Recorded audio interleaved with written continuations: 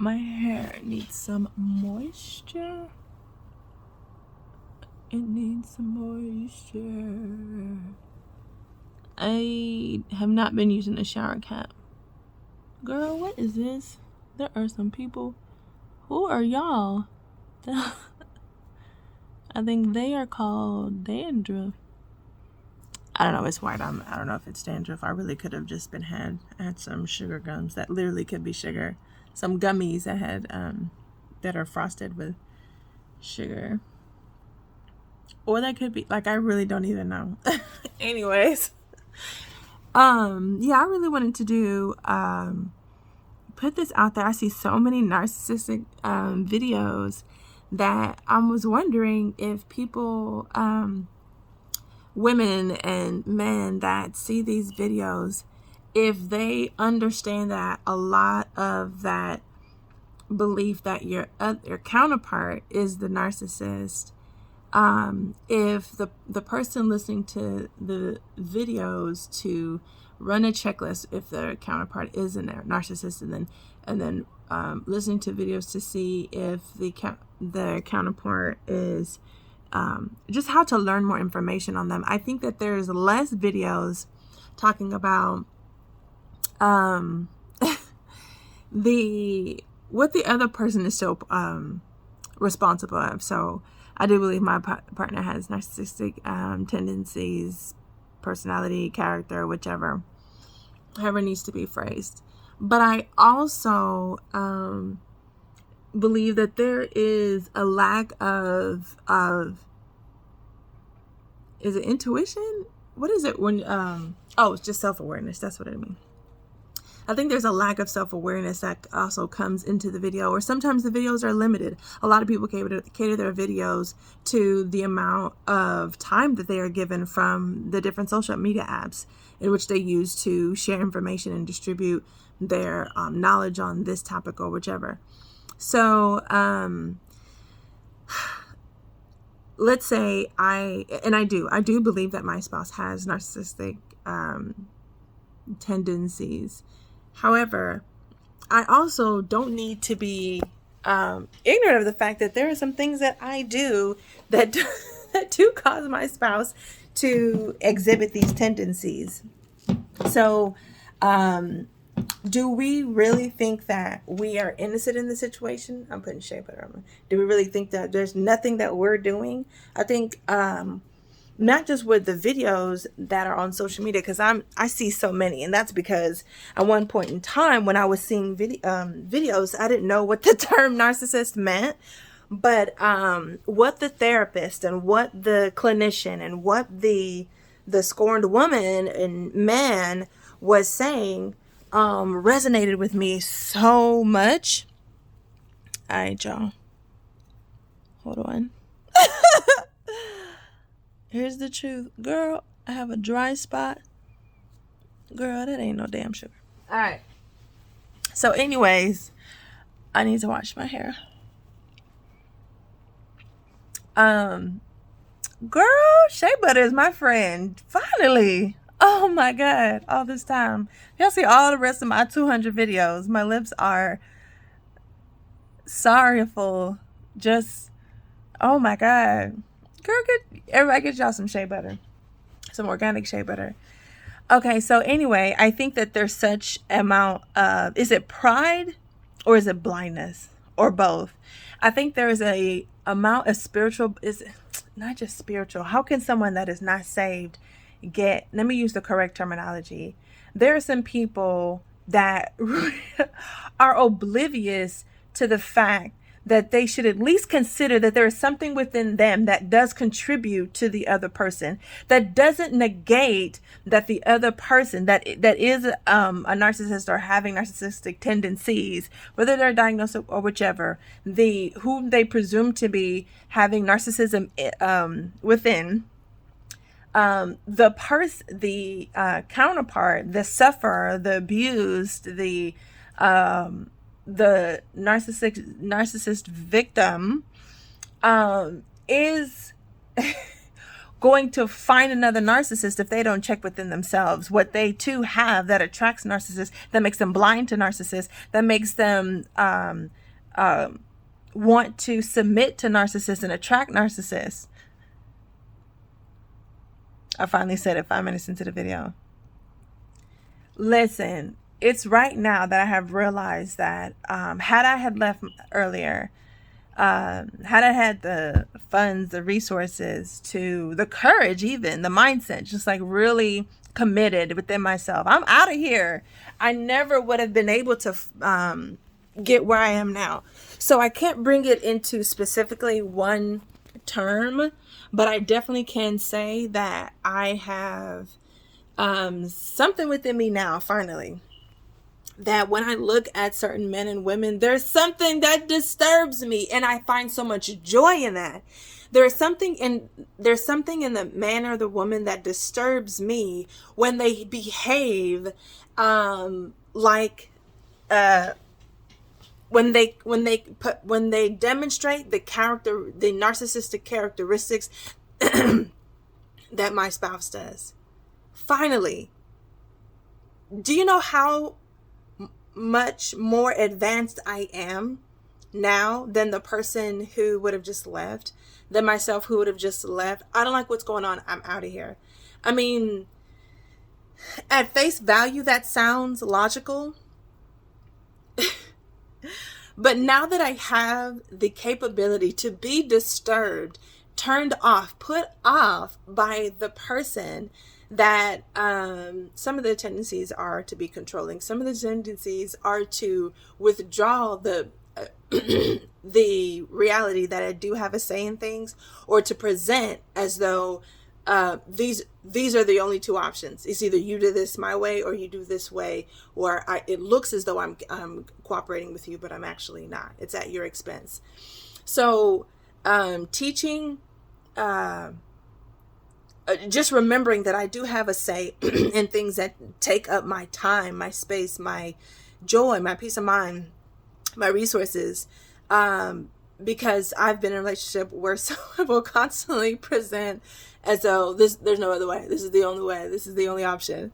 And I'll be like constantly just feel boxed in and limited. No, that's something that they presented to you. They lying. They straight up lying.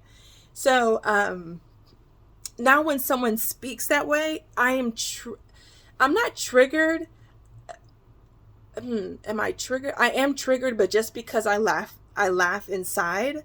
I still am triggered. It's just that I'm not triggered to the point to where I'm not sorrowful. I don't take what that person says or presents to me. Oh, they said you can go to the mall, but you can only go in through this door. Something like that. And I'll be like, what? Like I'll be able to understand. I'll immediately respond with, like a thank you for sharing that. And then I'll literally not go to them and ever communicate to them interrogatively. I won't ask them any questions. In fact, I'll find out things on my own in the presence of them without asking them, and they'll have to adhere to that. That's going to be the nature of our relationship. I won't ask you questions, or I won't ask you anything. And so when I find out for sure by myself, then they'll dismiss themselves. They'll probably relate less with me. They literally cannot exercise their tendencies with me, on me, when I'm not asking for their help, their information, or anything, and also when I'm not communicating with you. So it's hard to, with those conditions in our relationship, to just to exercise your narcissistic tendencies. So I thank God now. And I have to be honest with you, because I felt I was really suffering within, not being able to. I just feel like I'm talented. I feel like I have so much charisma and whatever, but it's just not benefiting me. It's literally not funding a lifestyle to where I'd be able to provide on my own.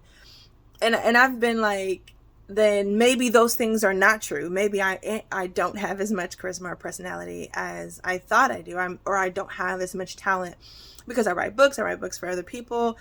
I also just literally work, and I'm a CPR instructor. I have this patent coming out of finishing so that I can have an actual 2 different products coming out. And maybe those are not really as substantial as I think that they are, only because I'm in a situation that I can't financially just be like, you know what, I'm out of here, I'm done, bye. And because of that, I was literally tying my identity into the fact that I cannot get myself out of a situation. In this rare situation, that's not necessarily true, only because I feel like this realization, this revelation, I think those are the same. Realization came to me, and I am a new package. Not packaging, but I am a new person with this information. It's so necessary, and I feel like I literally would have gone into the same situation had I not gotten to where I am right now. I would have entered into more narcissistic situations, not realizing in the very beginning. I can tell now in the very beginning the tendencies, because I was really concerned, because in this marriage that I'm in now, going into it, yes, I wasn't saved at that time when we first met, and yes, I wasn't saved in the first 8 years of our marriage, and so I've been basing my lack of awareness on the fact that I wasn't saved. But even now that I'm saved, there's this process of sanctification that is literally lifelong, for those that are believers that are watching my channel. And in that process, there are many things that you'll draw away from and things that you'll go closer to, and that's just holiness, right? In that process, I have arrived now to be able to be deterred by this disingenuine, fear-based,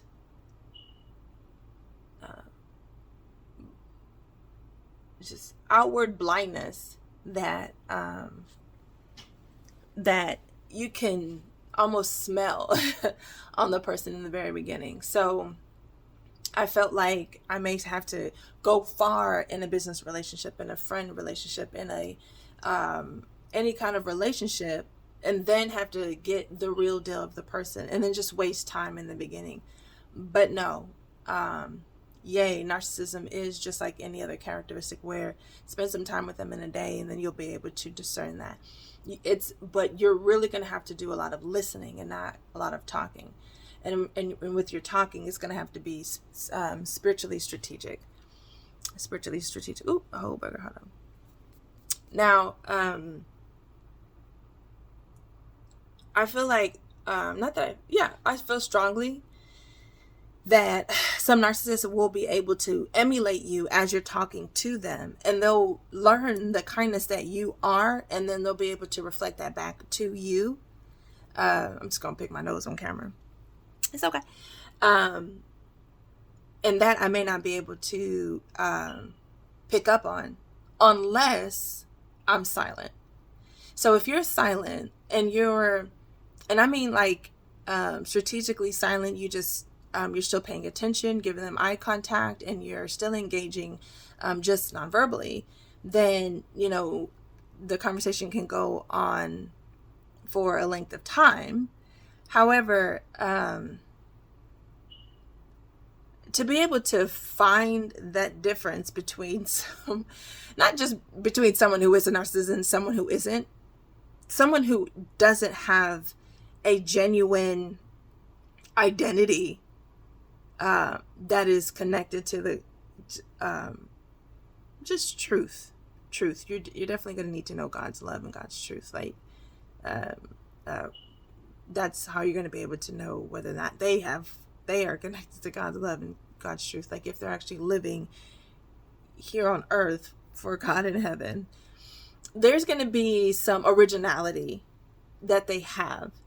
And that originality that they have that you have not reflected, you didn't even bring up your family. They did. You didn't bring up your character at work, and you didn't bring up how you really behave when you're in your car.